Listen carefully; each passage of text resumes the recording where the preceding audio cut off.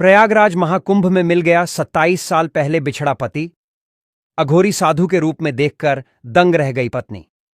दोस्तों, बचपन में आपने खूब किस्से कहानियों में सुना होगा कि कुंभ में बिछड़ गए होंगे।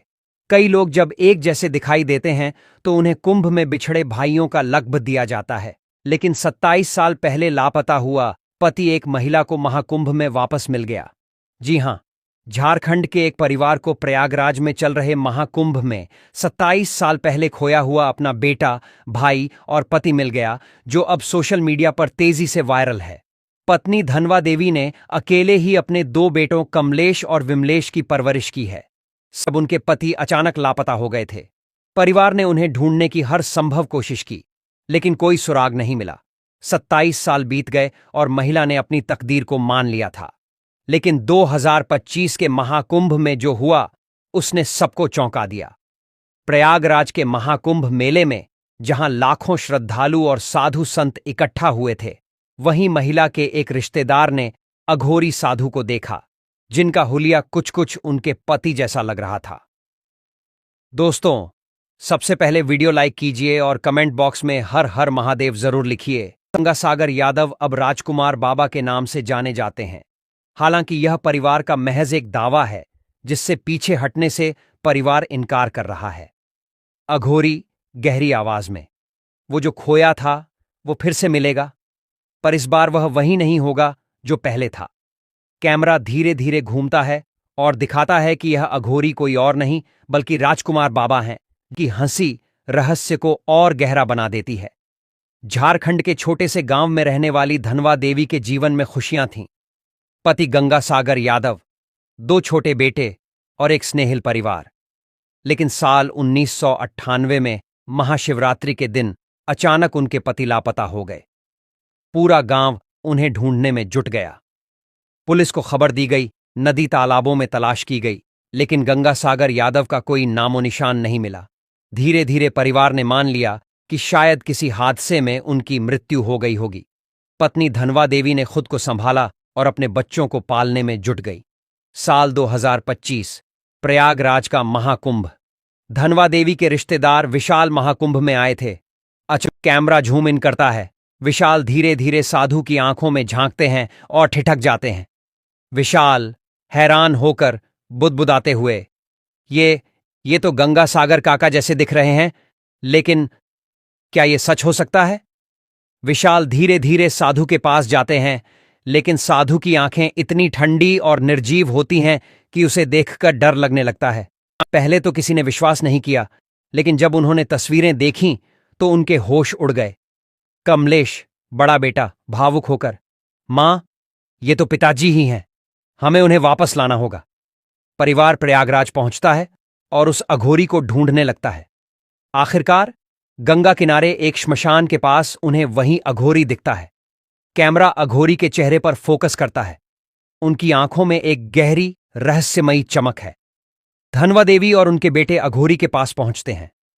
धनवा देवी रोते हुए, गंगा सागर, तुम जिंदा हो। अघोरी धीरे से उनकी ओर देखता है, लेकिन चेहरे पर कोई भाव नहीं आता। अघोरी धीमी ठंडी आवाज में, मैं अब कोई नहीं हूं, मैं शून्य हूं, मैं इस संसार से परे हूं। बेटे उसके पैरों में गिर जाते हैं, अपनी रहस्यमयी कहानी सुनाना शुरू करता है।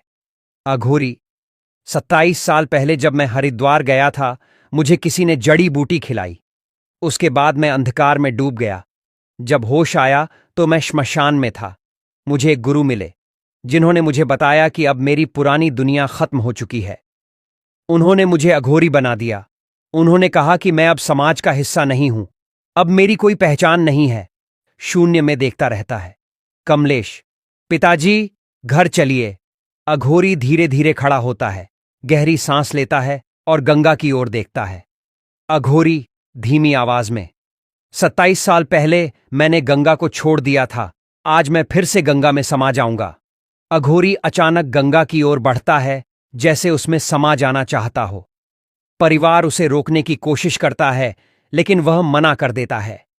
अंतिम दृश्य, अघोरी गंगा के किनारे बैठकर ध्यान में लीन हो जाता है। उसकी आंखों से आंसू बहते हैं, लेकिन वह वापस घर जाने से इनकार कर देता है।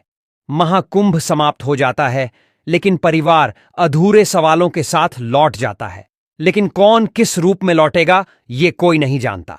रात का समय, महाकुंभ की रौनक अपने चरम पर है। दूर दूर से आए श्रद्धालु स्नान कर रहे हैं। कहीं मंत्रों की गूंज है तो कहीं भजन कीर्तन। लेकिन इसी बीच एक तेज चीख सुनाई देती है। कैमरा धीरे धीरे गंगा घाट की ओर बढ़ता है। भीड़ जमा हो चुकी है और बीच में कोई बेसुध पड़ा है। जब लोग पास जाकर देखते हैं तो जिसे निगल ले वो लौट कर नहीं आता। यह आदमी 27 साल पहले गंगा में डूबा था। यह जिंदा कैसे हो सकता है? धनवा देवी रोते हुए अपने पति अघोरी साधु के सामने खड़ी है। उसकी आंखों से आंसू थमने का नाम नहीं ले रहे। धनवा देवी कांपती हुई आवाज में, 27 साल, गंगा सागर, पूरे 27 साल मैं तेरा इंतजार करती रही। हर साल शिवरात्रि को तेरे नाम का दिया जलाती रही। लेकिन तू हमें छोड़कर साधु बन गया। कमलेश और विमलेश दोनों बेटे पिता के पैरों में गिर जाते हैं। कमलेश रोते हुए, पिताजी, हम आपको हर जगह ढूंढते रहे। आप जानते भी हैं कि मां ने कितने दुख सहे हैं। अघोरी की आंखें बंद हैं, जैसे उसे इस दुनिया से कोई फर्क ही नहीं पड़ता। से परे हूं, मेरे पास मत आओ। धनवा देवी फूट फूट कर रोने लगती है। अचानक तेज हवा चलने लगती है, जैसे कोई अदृश्य शक्ति वहां मौजूद हो। अघोरी एक बार फिर कुछ बुदबुदाता है, मुझे मत जगाओ, वरना जो होगा उसके लिए तुम तैयार नहीं हो। दूसरा दृश्य, एक खौफनाक सच सामने आता है, डरावना।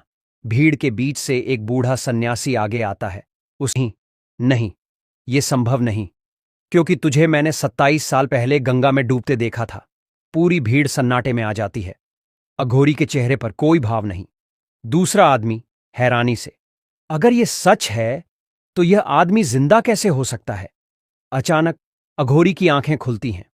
उसकी आंखों में अजीब सी लाल चमक दिखाई देती है, जैसे किसी रहस्यमयी शक्ति ने उसे जिंदा रखा हो। कैमरा झूम करता है।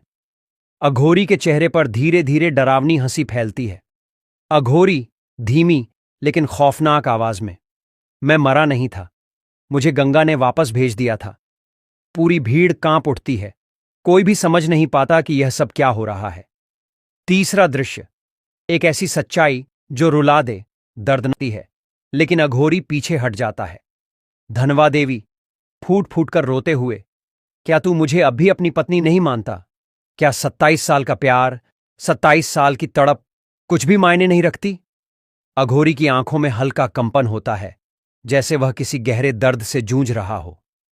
अघोरी धीमी आवाज में, मैं वापस नहीं आ सकता। धनवा, मुझे जाने दो, यह दुनिया अब मेरी नहीं रही। धनवा देवी घुटनों के बल बैठ जाती है और जोर जोर से रोने लगती है। भीड़ की आंखों में आंसू आ जाते हैं।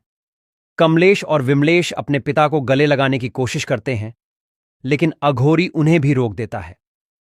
अघोरी गहरी सांस लेते हुए, अगर मैं इस दुनिया में लौट आया तो एक ऐसी सच्चाई सामने आएगी जिसे कोई सहन नहीं कर पाएगा। पूरा वातावरण श्मशान की तरह शांत हो जाता है। लोग एक दूसरे को देखकर सिहर उठते हैं। आखिर अघोरी क्या छिपा रहा है? चौथा दृश्य, एक अविश्वसनीय घटना, फिर से चौंकाने वाला मोड़। अचानक तेज आंधी चलने लगती है। महाकुंभ की रोशनी बुझने लगती है। चारों ओर अंधेरा छा जाता है। और तभी गंगा के पानी से एक परछाई उठती है। यह परछाई किसी इंसान की नहीं, बल्कि किसी भयंकर शक्ति की थी। कैमरा झूम इन करता है। पूरी भीड़ चीखने लगती है। अघोरी धीरे धीरे उठता है और उसकी आवाज गूंजती है। अघोरी गूंजती आवाज में, अब वो आ रहा है जिसे मैंने 27 साल पहले रोका था। अब कोई नहीं बचेगा। अचानक गंगा के पानी से निकलने वाली परछाई का आकार बड़ा होने लगता है। चारों ओर अजीब सी चीखें गूंजने लगती हैं। भीड़ दहशत में भागने लगती है। बूढ़ा साधु डरते हुए, हे भगवान, ये वही शापित आत्मा है जिसने गंगा सागर को निगल लिया था, जैसे कोई अनजानी शक्ति उसमें प्रवेश कर चुकी हो। पांचवां दृश्य, एक और रहस्य जो अगले एपिसोड में खुलेगा। अघोरी अचानक जमीन पर गिर जाता है। उसकी सांस तेज हो जाती है। धनवा देवी और उसके बेटे उसे उठाने की कोशिश करते हैं, लेकिन तभी अघोरी जोर से चीखता है, मत छूना मुझे, वरना तुम भी उस शाप का हिस्सा बन जाओगे। पूरी भीड़ सहम जाती है। धनवा देवी कांपने लगती है। कमलेश हैरान होकर, पिताजी, कौन सा शाप? अघोरी धीरे धीरे ऊपर देखता है और एक नाम लेता है, काल भैरव। पूरा वातावरण अचानक डरावना हो जाता है। गंगा का पानी तेजी से हिलने लगता है। कैमरा धीरे धीरे ऊपर जाता है और स्क्रीन काली हो जाती है। सिर्फ एक गूंजती हुई आवाज सुनाई देती है, सागर के खोने का असली रहस्य सामने आएगा। जारी रहेगा। रात का सन्नाटा। महाकुंभ के घाट पर तेज हवाएं चल रही हैं। कहीं कोई भजन कीर्तन कर रहा है तो कहीं कोई ध्यान में लीन है। लेकिन इस शांति के बीच अचानक गंगा किनारे से एक चीख सुनाई देती है। कैमरा धीरे धीरे घाट की ओर बढ़ता है। वहां एक बूढ़ा साधु जमीन पर गिरा पड़ा है। उसके चेहरे पर दहशत। संभव है 27 साल पहले गंगा ने इसे निगल लिया था, तो यह जीवित कैसे हो सकता है? भीड़ सहम जाती है। अघोरी साधु गंगा सागर, अब राजकुमार बाबा, धीरे धीरे खड़ा होता है। उसकी आंखों में गहरा अंधकार दिखाई देता है। पहला दृश्य एक दर्द भरा सच, भावनात्मक। धनवा देवी की आंखों से आंसू लगातार बह रहे हैं। उसके सामने उसका पति खड़ा है, लेकिन वो अब पहले जैसा नहीं रहा। धनवा देवी टूटे हुए शब्दों में, गंगा सागर, तुम जिंदा हो? मैं 27 साल से तेरा इंतजार कर रही थी, लेकिन तुम क्यों नहीं लौटे? कमलेश और विमलेश अपने पिता को देखते हैं। उनकी आंखों में सवाल है, दर्द है, लेकिन गुस्सा भी है। अघोरी साधु चुप रहता है। उसके चेहरे पर कोई भावना नहीं दिखती। फिर वो धीरे धीरे धनवा देवी की ओर देखता है। अघोरी धीमी आवाज में, मैं वही हूं, लेकिन मैं अब तुम्हारा नहीं हूं। मेरा कोई परिवार नहीं, कोई अस्तित्व नहीं।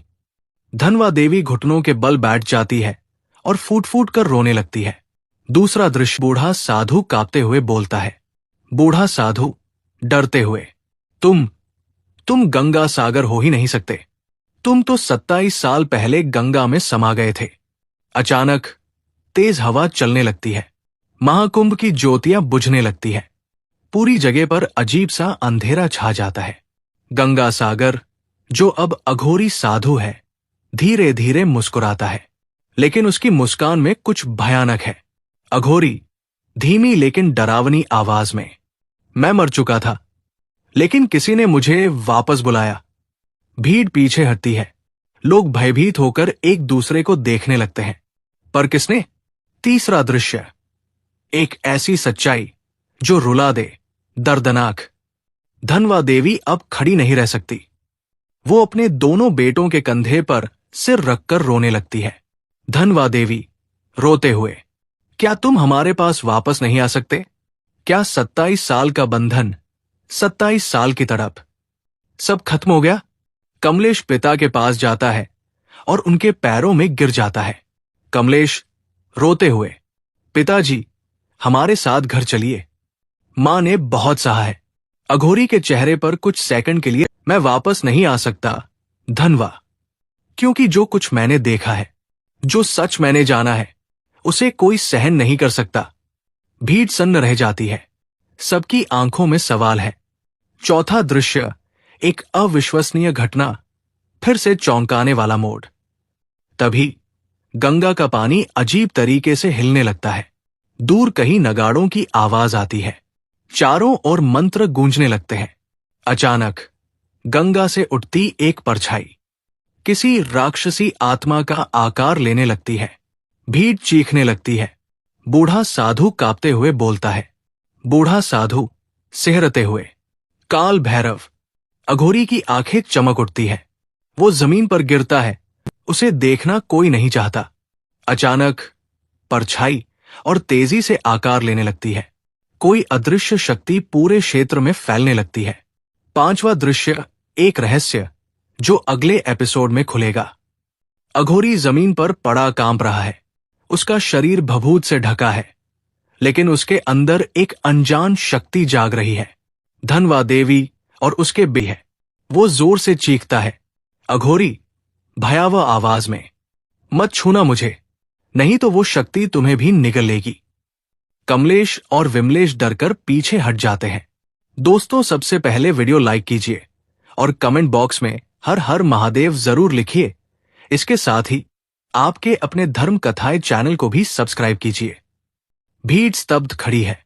बूढ़ा साधु थरथराते हुए बुदबुदाता है। बूढ़ा साधु, ये शक्ति वही है जिसने गंगा सागर को 27 साल पहले गंगा में समा दिया था। धनवा देवी कांपने लगती है। उसकी आंखों से आंसू बह रहे हैं, लेकिन अब डर भी है। कैमरा धीरे धीरे ऊपर जाता है और स्क्रीन काली हो जाती है। कोई भी गंगा में स्नान करने की हिम्मत नहीं करेगा। अगला एपिसोड 27 साल पहले गंगा सागर के साथ क्या हुआ था? सच सामने आएगा। घुप अंधेरा, हवा में अजीब सा कंपन है। महाकुंभ के घाट पर हर जगह भीड़ है, लेकिन एक जगह पर सन्नाटा पसरा है। गंगा के जल से एक भारी खौफनाक आवाज गूंजती है। तू वापस क्यों आया? तेरी जगह अब यहां नहीं। कैमरा धीरे धीरे गंगा किनारे जाता है। वहां भीड़ सहमी हुई खड़ी है। अघोरी साधु राजकुमार बाबा जमीन पर पड़ा है। उसका शरीर भभूत से ढका है। उसकी आंखें सफेद पड़ चुकी है। लोग उसे देखकर कांप रहे हैं। और तभी गंगा के जल में से एक रहस्यमयी परछाई उभरती है। कुछ ऐसा जिसे देखकर हर कोई चीख उठता है। धनवा देवी अपने पति के बेजान शरीर को पकड़े हुए जोर जोर से रो रही है। धनवा देवी रोते हुए, गंगा सागर, मुझे छोड़कर मत जा। मैंने 27 साल तक तेरा इंतजार किया। हर रोज तेरा नाम लिया। हर महाशिवरात्रि को दिया जलाया। अब फिर से तू मुझे छोड़कर क्यों जा रहा है? कमलेश और विमलेश भी अपने पिता के पास दौड़कर आते हैं। दोनों की आंखों में, हमने आपको हर जगह ढूंढा, कृपया हमारे पास लौट आइए। लेकिन अघोरी साधु की हालत खराब हो रही थी। वो जमीन पर पड़ा हुआ था। उसकी सांसें तेज हो रही थी, जैसे कोई अदृश्य शक्ति उसे जकड़ रही हो। धनवा देवी जोर से चिल्लाती है, कोई इन्हें बचाओ। लेकिन भीड़ में से कोई आगे नहीं आता। हर कोई डर के मारे आंखें फैलाकर, कोई इसे मत छूना। ये अब इंसान नहीं रहा। ये 27 साल पहले मर चुका था। पूरी भीड़ सहम जाती है। धनवा देवी का दिल तेजी